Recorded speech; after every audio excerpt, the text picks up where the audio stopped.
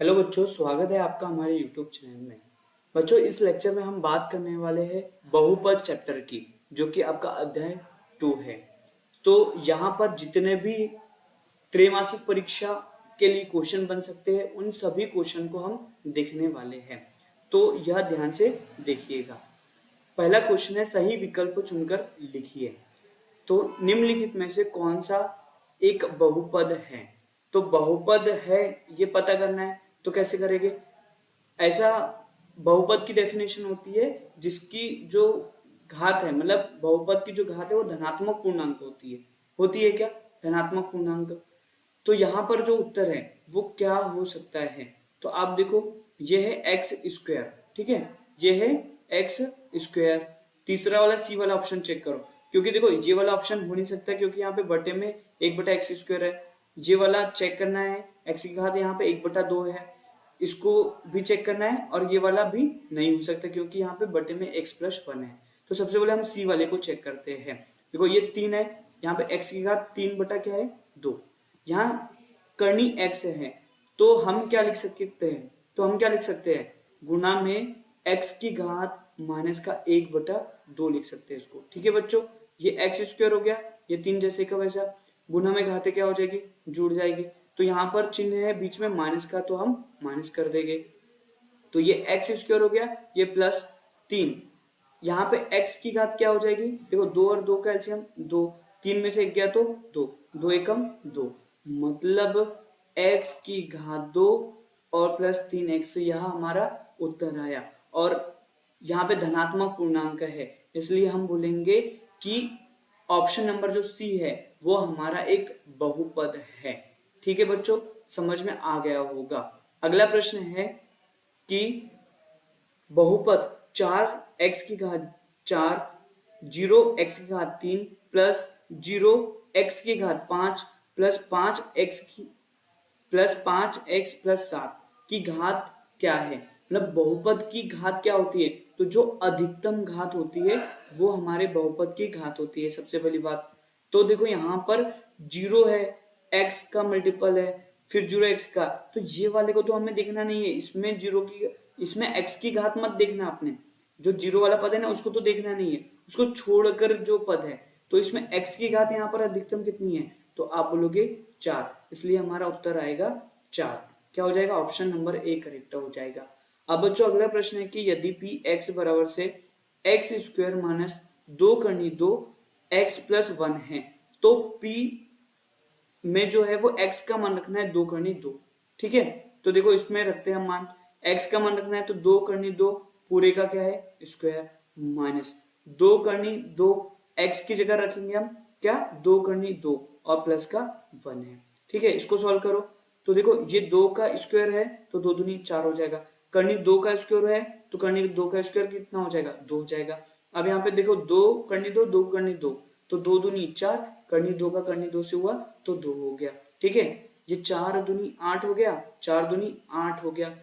तो ये माइनस का 8 है, ये प्लस का 8 है, ये कैंसिल हो गया, क्या बचेगा हमारा? सिर्फ 1 बचेगा। तो इसका फाइनल उत्तर क्या बचेगा? Option number b. अगला प्रश्न है कि p ऑफ x बराबर से x+3 है, तो हमें p of x plus p minus x का मान बताना है। बच्चों देखो px का मान तो हमें देके रखा है x+3, इसमें जोड़ना है जब x का मान क्या हो? माइनस का x हो। तो जब यहाँ पे माइनस का x रखेंगे तो क्या हो जाएगा? माइनस का x प्लस का 3। तो इसको आगे सॉल्व करो, ये x+3, ये प्लस माइनस क्या हो गया? Minus x+3। तो ये x से x हो गया कैंसिल, क्योंकि दोनों की चिन्ह विपरीत है, और 3 और 3 मिलके हो गया 6। तो यहाँ पे करेक्ट उत्तर हो जाएगा हमारा, क्या हो जाएगा? 6 हो जाएगा। अगला प्रश्न है प्रश्न संख्या 5। तो देखो यहाँ पे हमने बच्चों बहुपद का शून्यक पूछा है। तो शून्यक निकालने के लिए जो बहुपद रहता है उसे हम क्या करते हैं? 0 के बराबर लिखते हैं। मतलब 2x+5 को हम 0 के बराबर लिखेंगे, तो 2x बराबर से क्या आएगा? माइनस का 5 आएगा, और x बराबर से हमें क्या मिल जाएगा? माइनस का 5/2, और यही हमारा क्या होगा? शून्यक होगा। करेक्ट आंसर हो जाएगा यहाँ पे ऑप्शन नंबर बी। अगला प्रश्न है कि x+1 निम्नलिखित बहुपद का एक गुणनखंड है। तो ये किसका गुणनखंड है ये पता करना है ना। तो हमें जो गुणनखंड दिया है कि x+1, सबसे पहले हम इसे 0 के बराबर रखेंगे, यहाँ से x का मान निकालेंगे तो आप बोलोगे -1 आया। अब -1 इन चारों ऑप्शन में रखेंगे, जहां पर वैल्यू पूर्ण रूप से 0 आ जाए वह इसका उत्तर रहने वाला है। तो देखो बच्चों, यहाँ पे -1⁻³ तो माइनस का 1 बचेगा, क्योंकि विषम संख्या है, घात में है, इसलिए माइनस का चिन्ह आ जाएगा। फिर यहाँ पे सम संख्या है इसलिए प्लस का 1 आएगा, यहाँ पे रखेंगे तो माइनस माइनस प्लस हो जाएगा और ये प्लस का 1 हो जाएगा। तो एक एक एक और ये माइनस का, तो ये वाला ऑप्शन तो नहीं सेटिस्फाई कर रहा है, इसको देख लेते हैं।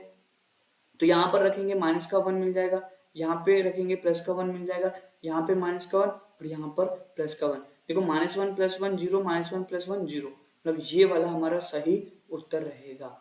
अगला प्रश्न है कि x की घात 51 + 51 को x + 1 से भाग दिया जाए तो शेषफल कितना बचेगा।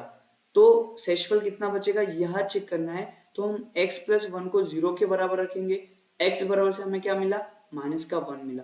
अब यहाँ पे जो x है ना, इसकी जगह -1 रख दो, तो -1 की घात 51 51 + 51, तो -1 की घात 51 मतलब -1 आ जाएगा, प्लस 51, तो हमारा उत्तर क्या आएगा 50, और जो ये वैल्यू आएगी ना वही हमारा शेषफल कहलाएगा।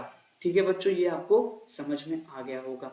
अगला प्रश्न है a का स्क्वायर माइनस b का स्क्वायर, ये वाला फॉर्मूला कैसे खुलता है, तो आप बोलोगे a + b और a - b की फॉर्म में खुलता है। a का मान 249, b का मान 248 है, तो 249 और 248 को हम जब जोड़ेंगे तो हमें क्या मिल जाएगा, आप बोलोगे कितना मिल जाएगा, 9 8 17, 4 4 8 और 1 9 और 2 2 4, 497 मिल जाएगा।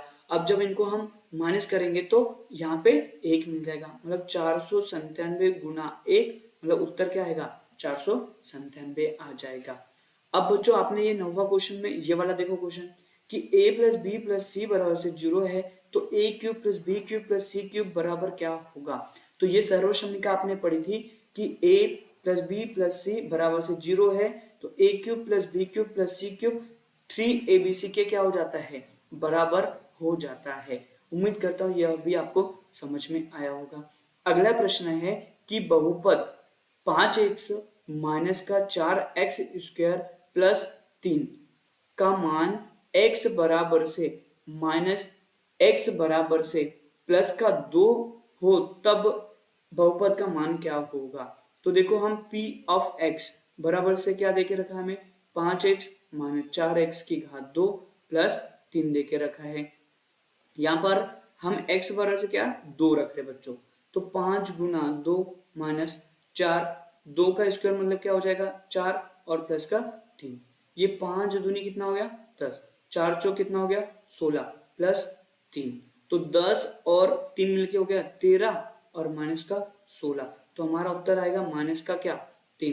करेक्ट आंसर हो जाएगा यहाँ पर ऑप्शन नंबर बी। अब चलते हैं बच्चों प्रश्न संख्या 2, रिक्त स्थान की पूर्ति कीजिए पर। देखो बच्चों हमारा रिक्त स्थान में पहला प्रश्न है, अशून्य अचर पद की घात सदैव खालिस्तान होती है। तो जो अशून्य अचर पद होता है ना, जैसे 5 लिखा तो इसकी घात कितनी होगी, तो यहाँ पर कुछ नहीं है गुणा में, तो 1 लिख सकता हूँ, तो 5 1 को मैं x की घात 0 लिख सकता हूँ क्या। तो अशून्य अचर पद की जो घात है वो सदैव शून्य होती है, ये आपको ध्यान रखना है।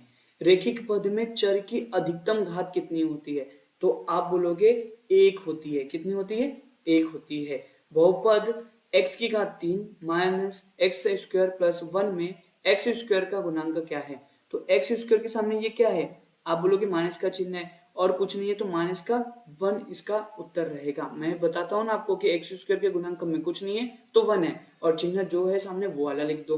अगला प्रश्न है बहुपद p ऑफ x बराबर से 2x + 5 का हमें शून्यक बताना है।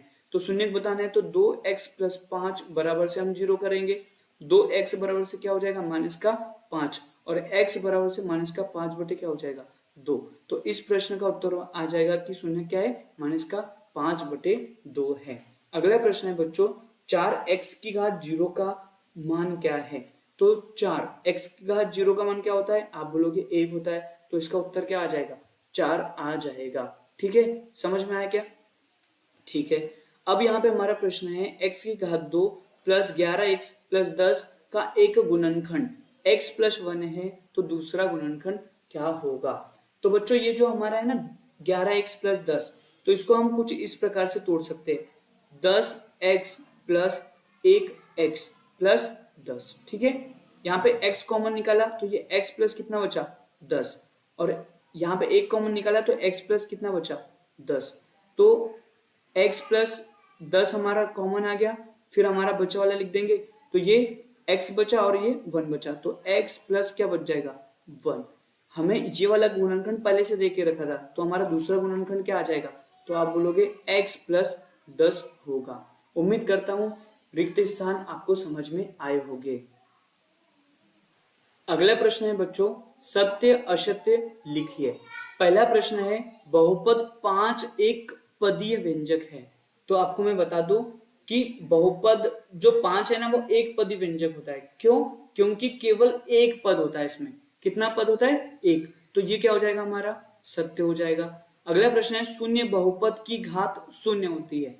तो बच्चों नहीं, शून्य बहुपद की घात क्या होती है, अपरिभाषित होती है, जिसे हम परिभाषित नहीं कर सकते, इसलिए ये हमारा असत्य हो जाएगा।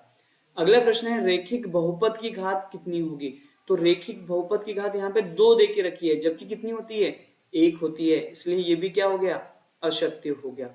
अगला प्रश्न है, अशून्य अचर पद की घात परिभाषित नहीं है। तो ये हो जाएगा असत्य, क्योंकि अशून्य अचर पद की जो घात है ना वो शून्य होती है। अगला प्रश्न है, बहुपद 7x की घात 4 प्लस 2x एक द्विघात बहुपद है। तो द्विघात बहुपद मतलब ऐसा बहुपद जिसकी घात कितनी हो, 2, लेकिन यहाँ पे इस बहुपद की घात कितनी है, 4, इसलिए ये क्या हो जाएगा, असत्य। ठीक है, अगला प्रश्न है, 3x प्लस 5 एक रैखिक बहुपद है। तो बच्चों सत्य है। क्यों? क्योंकि 3x प्लस 5 एक रैखिक बहुपद है। क्यों? तो ऐसा x की घात कुछ नहीं तो यहाँ पर 1 है, मतलब रैखिक बहुपद की घात कितनी होती है, तो आप बोलोगे 1 होती है। अब बच्चों हम सही जोड़ी को मिला लेते हैं, कॉलम ए को कॉलम बी से मिलाना है। पहला है x की घात 3 माइनस y की घात 3, इसकी जो सर्वसमीका होती है वो क्या होती है? चलो जल्दी जल्दी बता दो। तो आप बोलोगे सर ये x माइनस वाई ब्रैकेट के अंदर x square plus y square plus x y होती है। तो मैंने कहा ठीक है बच्चों, सही है। अगला है x की घात 3 प्लस y की घात 3 की सर्वसमीका क्या होती है? तो आप बोलोगे सर ये c वाला यहाँ पे करेक्ट हो जाएगा। कौन सा? c वाला करेक्ट हो जाएगा। क्यों? x प्लस वाई ब्रैकेट के अंदर x square plus y square minus x y इसके क्या होते हैं? गुणनखंड होते हैं, मतलब x cube plus y cube का जो मान है वो इसके बराबर होता है। अगला है बहुपद x प्लस 1 का शून्यक है। तो x प्लस 1 का शून्यक क्या हो जाएगा? आप बोलोगे -1 हो जाएगा। ठीक है बच्चों, बहुपद x की घात 4 प्लस 2x प्लस 10 की घात कितनी है? तो इस बहुपद की अधिकतम घात कितनी दिख रही है आपको? 4। वही बहुपद की क्या होती है? घात होती है। तो ये चौथे का आंसर हो जाएगा। बहुपद 5x प्लस 2 का शून्यक क्या है? तो 5x प्लस 2 को 0 के बराबर रखा, मतलब हमारा उत्तर आएगा -2/5, मतलब ये हमारा 5वें का उत्तर हो जाएगा। अगला प्रश्न है बच्चों, 3 माइनस 2x 3 प्लस 2x है। तो इसमें सर्वसमीका लगेगी, तो इसको सॉल्व करेंगे, 3 का स्क्वायर माइनस 2x पूरे का स्क्वायर, ये हो जाएगा हमारा 9 माइनस 4x का स्क्वायर। ये हमारा 6वें वाले का उत्तर हो जाएगा। उम्मीद करता हूँ बच्चों आपको यह समझ में आ गया होगा। अब हम बच्चों बात करते हैं प्रश्न संख्या 5, एक शब्द या वाक्य में उत्तर लिखने वाले। ठीक है, हमारा प्रश्न है, ऐसा बहुपद जिसके सभी गुणांक शून्य हो क्या कहलाते हैं? तो वो शून्य बहुपद कहलाते हैं। क्या कहलाता है? शून्य बहुपद कहलाता है। इसका उत्तर लिखना आपने शून्य बहुपद। ऐसा बहुपद जिसमें केवल एक पद हो तो एक पदी कहलाता है। एक पदी बहुपद कहलाता है। क्या कहलाएगा? एक पदी बहुपद कहलाएगा। ठीक है, याद रहेगा ना, एक पदी बहुपद। अगला प्रश्न है, केवल 2 पद वाला बहुपद क्या कहलाता है? तो केवल दो पद वाला जो बहुपद है ना, उसे हम द्विपद, क्या, द्विपद के नाम से जानते हैं। अगला प्रश्न है बच्चों, एक घात वाले बहुपद को क्या कहते हैं? तो एक घात वाला जो बहुपद होता है उसे मैंने आपको ऊपर भी बताया ना, क्या कहते हैं? तो रेखिक बहुपद कहते हैं। ठीक है बच्चों, अगला प्रश्न है बहुपद 2x+1 का शून्यक लिखिए। तो इसका शून्यक क्या आ जाएगा? आप बोलोगे -1/2 आ जाएगा। सही है बच्चा। अगला प्रश्न है, यदि p ऑफ x बराबर से x² - 5x+6 हो तो p ऑफ 2 का मान ज्ञात करो।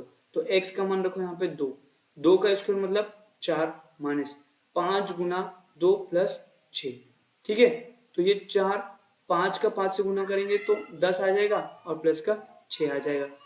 प्लस प्लस वालों को जोड़ दो तो 6 4 10 हो जाएगा और ये माइनस का 10, मतलब हमारा उत्तर क्या आएगा? 0। मतलब p ऑफ 2 का मान कितना आएगा? तो आप बोलोगे 0 आएगा। तो बच्चों ये चैप्टर नंबर 2 के सभी ऑब्जेक्टिव क्वेश्चन थे। उम्मीद करता हूँ आपको समझ में आए होंगे।